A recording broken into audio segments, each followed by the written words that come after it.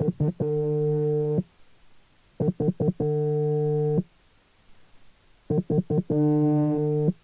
call is from a person currently in a prison in England. All calls are logged and recorded and may be listened to by a member of prison staff. If you do not wish to accept this call, please hang up now.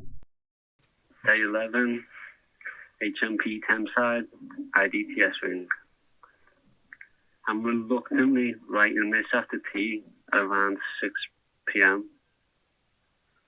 Last night, and I was guessing the time because I had no way of knowing the time. Last night was another noisy night. Oi Bill, oi Bill, oi Bill, oi Bill, oi Bill, oi Bill, officer, officer, officer. And I'm not lying, when I wrote oi Bill on this page, I've heard it 3 times before just those 2 words were written. People were high off sugar and they were behaving like crackheads with the vapes that they were owed from other people, not able to get them off each other until the morning because he got the canteen. Apparently somebody tried getting a screw to go into Ahmed's pad to get vapes.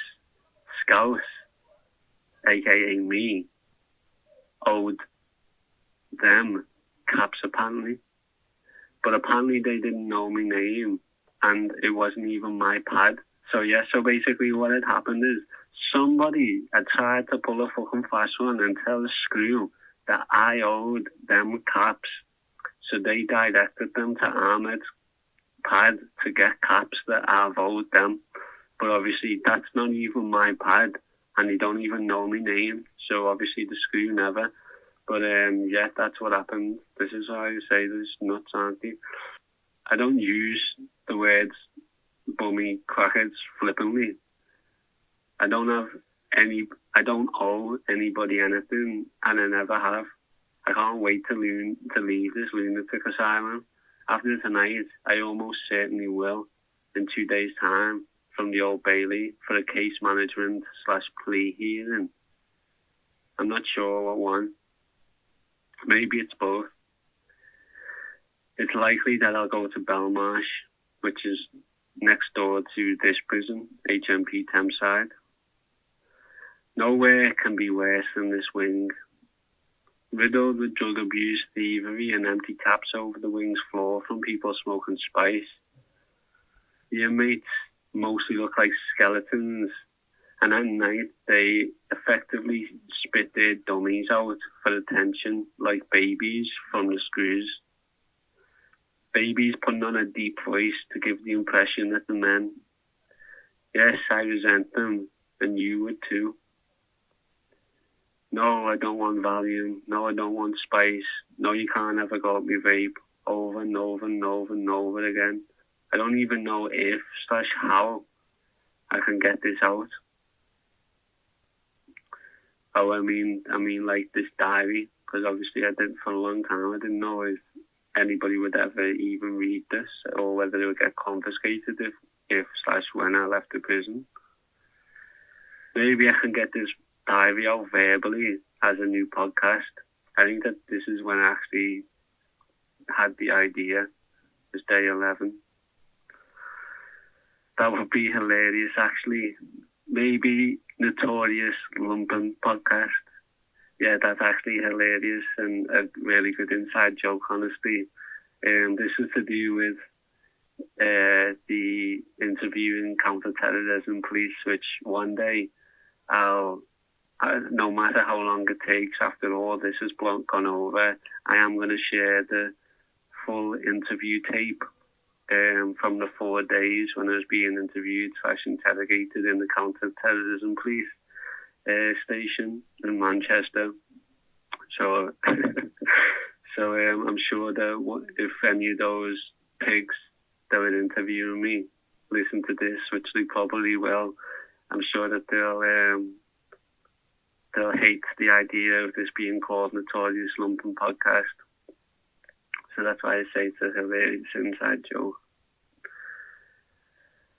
This morning, shortly after my cereal got dropped off. A screw came to my door. On their third attempt, they pronounced my name correctly. Middelburg? Yes, boss. You have a legal visit to get ready in 5 minutes. Yes, boss. Being that I was naked, I put my clothes on, quickly washed my face, and went onto the landing to wait to be moved. They looked at my blue night sliders on my feet. The sliders are flip-flops for the Americans. They looked at my sliders on my feet and said, "They won't let you go like that. Put your trainers on," I was told. I looked back up and said, "I come in like this. I don't have any trainers," which is true.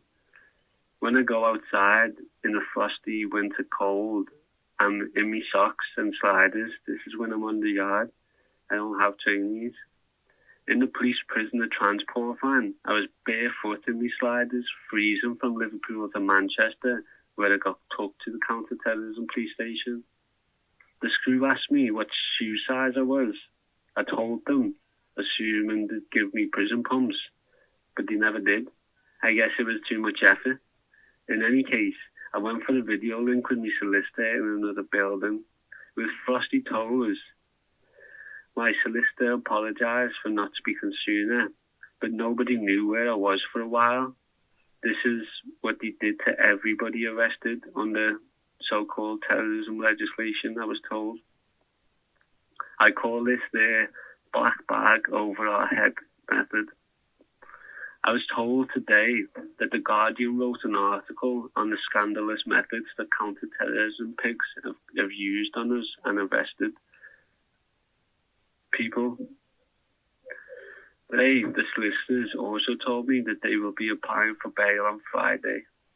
We both doubt that I'll get it, but I especially doubt I'll get it because there will be 4 others applying for bail too, and we'll basically all be judged together, even though so-called evidence against them and me is completely irrelevant and different to each other. It will go against me if we're together, so I'm especially unoptimistic. Back on the wing, I waited for Ahmed to get back, as they also had a legal visit, but in person, rather than a video link. So I heard what went on in theirs. For dinner, I had a barely baked, barely defrosted baguette, a cut open with smashed cheese and onion crisps on a cheese and onion pasty spread out on the baguette. With a soup that I can't use and a shot of blackcurrant juice, I then somehow slept over the racket until nearly tea time social. Ahmed, being a legend, peace be upon him, gave me what they had ordered on my behalf on canteen because I had no spends on mine. I got a box of crunchy nuts, cornflakes for a bigger bowl of cereal in the morning, and a snack if I got hungry at night. I got a 5-pack of twirls for extra calories and a sweet treat. Twirls have been ravaged by shrinkification and inflation, by the way. A box of vapes, which they almost certainly regret for fear of being around. I felt so bad. I'm buying me vapes. And I got a USB plug for my vape as well, so I don't have to ask what is the charger. I spoke to my mum from Ahmed's pad to ask if she could take money out of my bank to buy my son's Christmas present. She could, but only £200 at a time. I'm getting him the Legend of Zelda OLED Switch, Nintendo Switch, and Zelda Breath of the Wild as their first video game console and game. I was their age when my nan first got me and my brother a Game Boy, and for me, Pokemon Yellow. I think he'll need some help on it, but it should help his reading ability. He is bilingual, speaking English and Italian, being half Italian. I also asked my mum to get on Coinbase so I can invest in crypto, so I have investments for when I eventually get out of prison.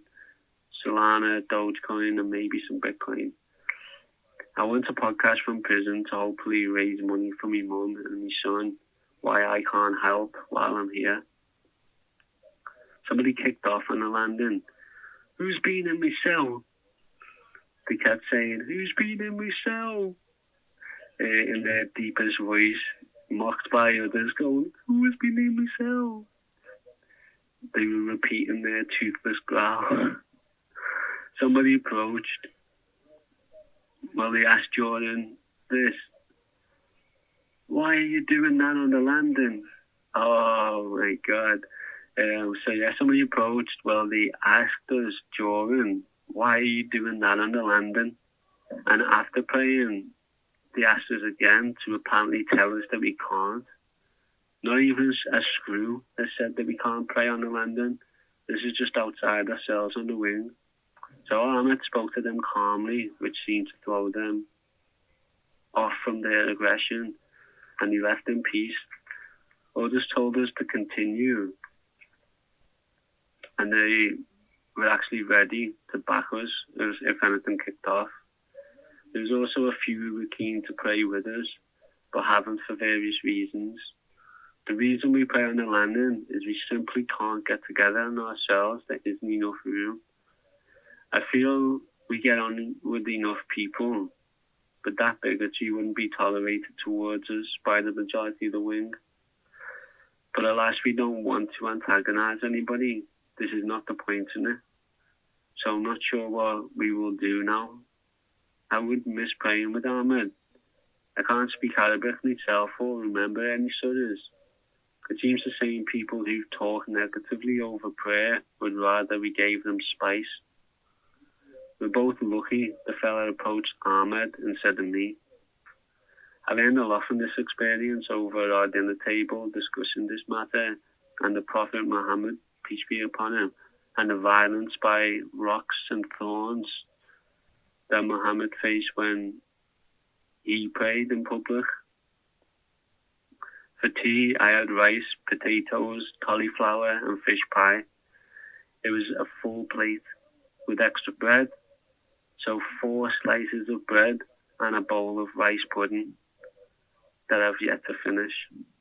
Honestly, it's just a calorie-dense meal. You literally can't go wrong with it. I'm not sure I'll even have room for a bowl of crunchy nut. I returned an email to a comrade inviting for the email a prisoner app and think that I'm done for the day now. It's quiet for now. No doubt when a couple of lads get tired, they'll start being loud, wanting attention from their captors. All of my body is still very sore from gym yesterday. Thank you for tuning in to Diary of a Political Prisoner. What was a shortlister for you was a period of time in prison for me. So please make sure that you subscribe on whatever podcast player you're listening on to be notified of future episodes. Each episode was recorded in a prison cell as I'm held on remand for allegedly being involved in a Palestine action to disrupt and destroy weapons in a genocidal Israeli arms factory under Section 5 of the Terrorism Act. My diary is a podcast only to give you something in the hope that you can give help and support to my mum and son, which I can't do by any other means from prison. In supporting them, for £5 a month, you can get a week's worth of episodes in advance every Monday.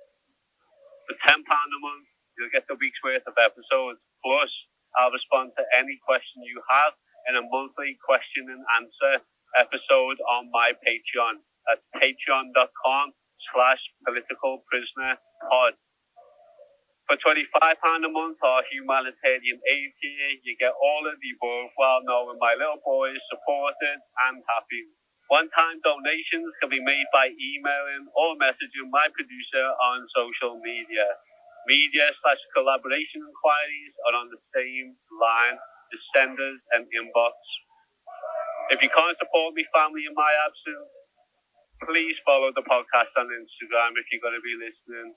Please follow on Twitter, all of our socials. Our handle is Diary Pol Prisoner.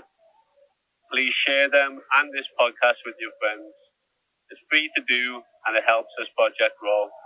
You can also send me a prisoner email or letters, drawings, anything like that.